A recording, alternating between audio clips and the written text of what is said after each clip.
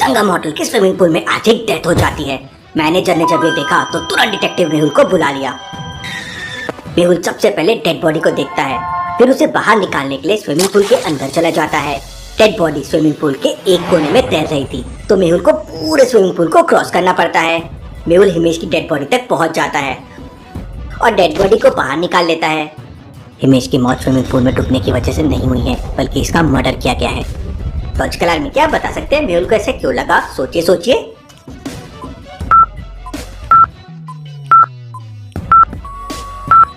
जब मेहुल हिमेश की dead body निकालने के लिए स्विमिंग पूल के एक कोने से दूसरे कोने तक जा रहा था, तो ध्यान से ऑब्जर्व कीजिए, पूल बिल्कुल भी गहरा नहीं था। पानी कभी भी मेहुल के कमर के ऊपर तक नहीं गया। मेहुल के कपड़े भी देखिए वहीं तक भीगे हुए हैं। फिर भला हिमेश उसमें कैसे डूब सकता है? मतलब जरूर कुछ गड़बड़ है। ओ नो, ये तो हमारे बॉस है। मैनेजर, तुम्हारे ही होटल में तुम्हारे मालिक का मर्डर हो गया। मुझे सच सच बताओ, मामला क्या है? सर मुझे कुछ नहीं पता है सर, मैं तो 40 मिनट के लिए होटल से बाहर गया था और अभी अभी वापस आया हूँ। मेहुल होटल के सारे स्टाफ से पूछताछ करता है, लेकिन उसे कोई सबूत नहीं मिलता। जब तक कि इसकी छानबीन पूरी नहीं हो जाती, कोई भी होटल से बाहर नहीं जाएगा। मेहुल होटल के सारे कमरों की तलाशी लेता है और उसे 3 कमरों को देखकर डाउट आता है। मेहुल तो समझ जाता है कि कौन से कमरे में गड़बड़ है, लेकिन क्या आप समझ पाए लॉजिकल आर्मी? ध्यान से इन कमरों को ऑब्जर्व कीजिए।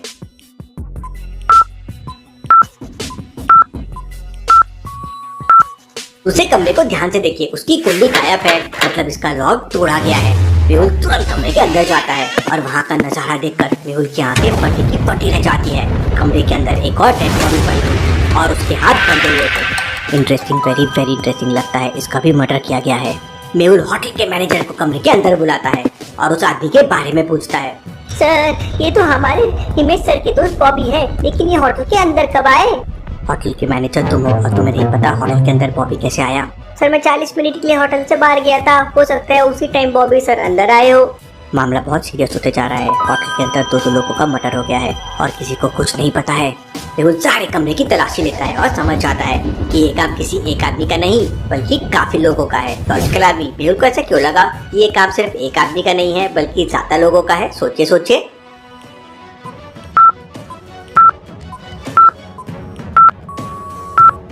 ध्यान से देखिए, कमरे में 4 शराब की बोतलें हैं और 4 ग्लास रखे हुए हैं। इसका मतलब इस कमरे के अंदर मिनिमम 4 लोग तो जरूर थे जो शराब पी रहे थे। उन्हीं लोगों ने बॉबी का मर्डर किया होगा। मैनेजर, जब तुम होटल के बाहर गए थे तो होटल का मैनेजमेंट कौन संभाल रहा था? सर मैं जब बाहर जाता हूँ तो करण होटल की जिम्मेदारी देखता है।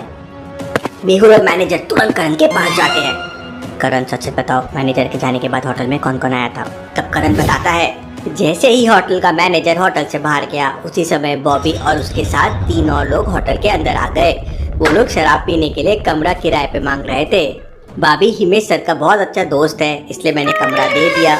लेकिन उन लोगों ने हिमेश को क्यों मारा और हिमेश होटल में क्या कर रहा था? मेहुल मैनेजर और करण से पूछताछ करता है, लेकिन किसी को भी नहीं पता था कि होटल का मालिक हिमेश होटल के अंदर कब आया। Interesting, very very interesting. इसका मतलब हिमेश अपने ही होटल में चोरी से आया। मुझे होटल के सीसीटीवी फुटेजेस चेक करना चाहिए। मेहुल होटल के सारे सीसीटीवी फुटेजेस चेक करता है, लेकिन सारे कैमरे बंद थे और पूरा सिस्टम ऑफ था। मेहुल सीसीटीवी कैमरे के बारे में मैनेजर से पूछताछ करता है, तो मैनेजर बताता है कि सीसीटीवी कैमरे का सारा सिस्टम हिमेश सर के कंट्रोल में रहता है और उनके अलावा कोई भी कैमरे बंद नहीं कर सकता। इसका मतलब हिमेश ने कुछ सीसीटीवी कैमरे बंद किए होंगे, लेकिन उसने ऐसा क्यों किया होगा? केस बहुत ही कॉम्प्लिकेट होते जा रहा है। मेहुल को कुछ समझ नहीं आ रहा था, इसलिए वो हिमेश और बॉबी की डेड बॉडी लेकर डॉक्टर संजना की लैब में पहुंच जाता है। लैब का दरवाजा एक लॉजिकल पासवर्ड से लॉक है। इन चारों में से कोई एक बटन ऑड वन आउट है, गन, बुलेट, मिसाइल या हैंड ग्रेनेड। सोचिए लॉजिकल आर्मी और मुझे बताइए कौन सी बटन ऑड वन आउट है?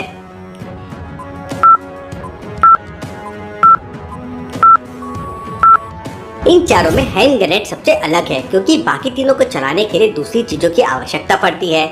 जैसे गन को चलाने के लिए गोली लगती है, गोली को चलाने के लिए गन लगती है, मिसाइल को चलाने के लिए आपको मिसाइल लॉन्चर या तोप लगता है, लेकिन हैंड ग्रेनेड को चलाने के लिए आपको किसी की जरूरत नहीं पड़ती है। मेहुल नंबर 4 बटन प्रेस करता है और लैब के अंदर चला जाता है। लैब के अंदर डॉक्टर संजना हिमेश और बॉबी की डेड बॉडी को चेक करती है और थोड़ी देर बाद मेहुल को बताती है कि हिमेश की मौत ड्रग्स के ओवरडोज से हुई है और लगता है किसी ने जानबूझकर हिमेश को जबरदस्ती ड्रग्स खिलाया है। और बॉबी की मौत दम घुटने की वजह से हुई है। उसके मुंह और नाक को कपड़ों से दबाया गया है क्योंकि उसके मुंह पे कपड़ों के रेशे मिले हैं। Interesting, very very interesting. इसका मतलब ये सारा खेल ड्रग्स का है। मेहुल तुरंत सोनिया को कॉल करता है और हिमेश के बारे में इंफॉर्मेशन जुटाने के लिए बोल देता है। थोड़ी देर बाद मेहुल को सोनिया का कॉल आता है और वो मेहुल को बताती है कि कुछ साल पहले हिमेश बहुत गरीब था, लेकिन अचानक से उसके पास बहुत सारा पैसा आ गया और उसने शहर में बहुत सारे होटल बनवा लिए। इसका मतलब हिमेश जरूर ड्रग्स का धंधा करता होगा, इसलिए उसके पास इतने सारे पैसे आ गए। मेहुल तुरंत संगम होटल पहुंच जाता है। होटल के सामने एक बहुत बड़ी दुकान थी और उसके बाहर सीसीटीवी कैमरा लगा हुआ था। मेहुल उस दुकान पर जाता है और सारे सीसीटीवी फुटेजेस चेक करता है। सीसीटीवी फुटेज में मेहुल को 3 कार दिखाई देती है जिसमें बॉबी के साथ 3 लोग थे। मेहुल तीनों कार के नंबर्स को नोट कर लेता है, लेकिन मेहुल समझ जाता है कि तीनों में से एक कार का नंबर नकली है। आजकल आदमी क्या बता सकते हैं कौन सी कार का नंबर नकली है? सोचिए सोचिए।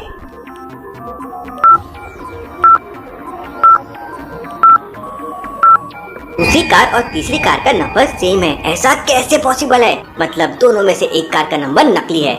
मेहुल तुरंत आरटीओ ऑफिस पे कॉल करके उन नंबर्स के बारे में पूछताछ करता है तो उसे पता चलता है कि इन कार का मालिक शहर का एक डायमंड व्यापारी है। मेहुल तुरंत अपनी कार से उस डायमंड व्यापारी के घर पहुंच जाता है। घर के बाहर एक बॉडीगार्ड खड़ा हुआ था। वो मेहुल को घर के अंदर नहीं जाने दे रहा था। मेहुल उसे काफी समझाता है, लेकिन जब वो नहीं मानता तो मेहुल उसे जोरदार किक मारता है और घर के अंदर चला जाता है। घर के अंदर का सीन देखकर मेहुल की आंखें फटी की फटी रह जाती है। घर के अंदर 4 लोग मिलकर बोरे में पैसे भर रहे थे। Interesting, very very interesting. इतना सारा पैसा, इसका मतलब जरूर ये डायमंड व्यापारी ड्रग्स का धंधा करता है।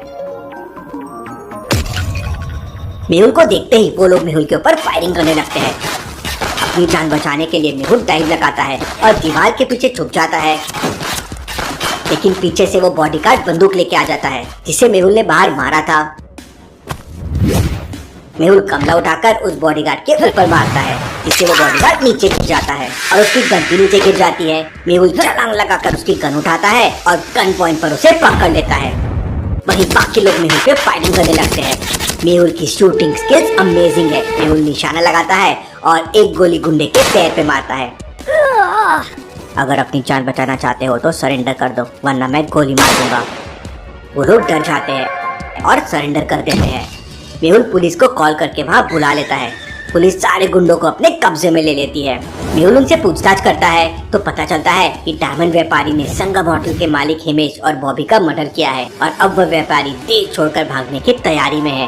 वो एयरपोर्ट पहुंच चुका है। अगर डायमंड व्यापारी एयरपोर्ट पहुंच गया है तो ये पैसे तुम लोग लेके कहाँ जा रहे हो? तब वो लोग बताते हैं कि प्लेन से इतने सारे पैसे ले जाना पॉसिबल नहीं है, तो वो समुद्र के रास्ते ये पैसे लेके भागने का प्लान कर रहे थे। मुझे जल्द से जल्द उस डायमंड व्यापारी को पकड़ना होगा। मेहुल तुरंत एयरपोर्ट के लिए निकल जाता है। मेहुल आदि को कॉल भी कर देता है। आदि, जल्दी से जल्दी एयरपोर्ट के सारे कैमरा हैक कर लो। मेहुल सर, मैंने एयरपोर्ट के सारे सिक्योरिटी कैमरास हैक कर लिए हैं। तुम मुझे बताओ मैं क्या कर सकता हूँ? आदि, मुझे उस व्यापारी की एग्जैक्ट लोकेशन चाहिए, जल्दी करो। मेहुल सर, वो व्यापारी टर्मिनल 3 के गेट 7 के पास है, लेकिन वो अकेला नहीं है, उसके पास कुछ बॉडीगार्ड्स भी हैं। मेहुल एयरपोर्ट स्टाफ की मदद से तुरंत गेट नंबर 7 पे पहुंच जाता है। ये तो बड़े बड़े 2 बॉडीगार्ड के साथ खड़ा हुआ है। बॉडीगार्ड उस पे अटैक कर देते हैं। मेहुल उन बॉडीगार्ड की अच्छे से धुनाई करता है और फिर व्यापारी को पकड़ लेता है। Case solve, detective Mehul rocks.